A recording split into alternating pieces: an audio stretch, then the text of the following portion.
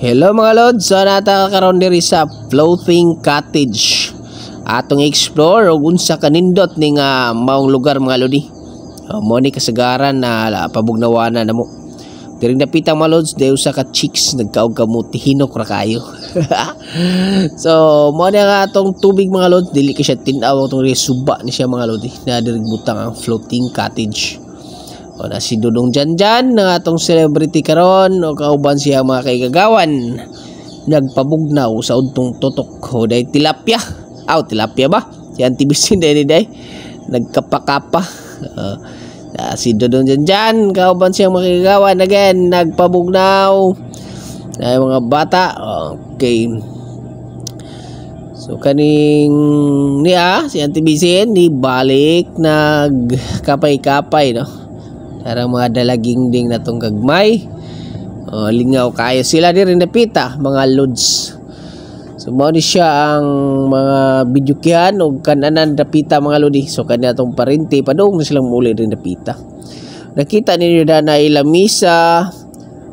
Yan ay kananan ay bidyukihan ay subaanan diha mga lods. So complete ricados ta diha. Mao ni si tarpaulin ni Janjan ni pasar sa engineer pagka-engineer no pasar sa board.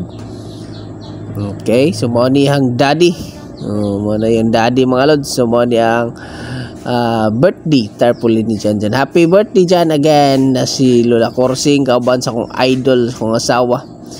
Ada si Kaunggoy nagkanta-kanta kauban sa tidang Tate Labit si Ipin si Ipin werting singisi din napita o ang bidyukihan nila mga lods. Ada sa David Secreto ra kayong nagtustos na di ay kara nagngisi-ngisi nga itong mga kadagatan sa likod nas Juna pita mo na itong kadagatan na itong mga gwapo dan tulo ka buok A4 nga tulo si Ricky, si JJ dog si Makyo lakaw-lakaw sa kadagatan. Nabaw na lang ni karon mga lods kay hunas ka adyo. Mao po din siya nga medyo alain ang color sa ato ang dagat no, pero lingaw gid gihapon ni siya. Okay, diri napita nagduwa-duwa sa baruto. Mo ni ang liguanan sa mga bata mo.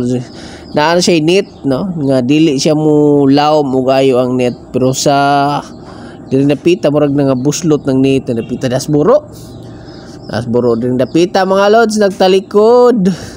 Oy nahug si buro mga lods kinsa nga nagtukmod ana. Nabasa ko ni jang sanina na napita. At kinsa tukmo si Charlene mo siguro? Nagsakay na lang sa baruto nga nagngisi o nahimo kay gitukmod ni Charlene. Lingaw gi kay diri napita mga lodi mo na kung kamo diha nagplano mog mga ligo ari napita. Napo ganahan ka magpainit anapoy pagkapainitan na napita. Mo ni siya ang atong pisto. Diri napita mo ni kaliguanan nga safety safety po na. Napoy gabantay rin mga lods.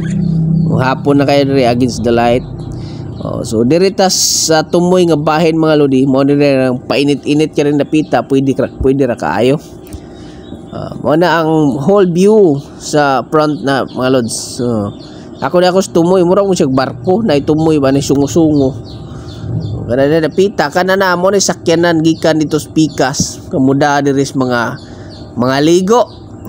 Okay. So dihang napita mo los mao na dihang ato ang bidyukihan so diri sila akong idol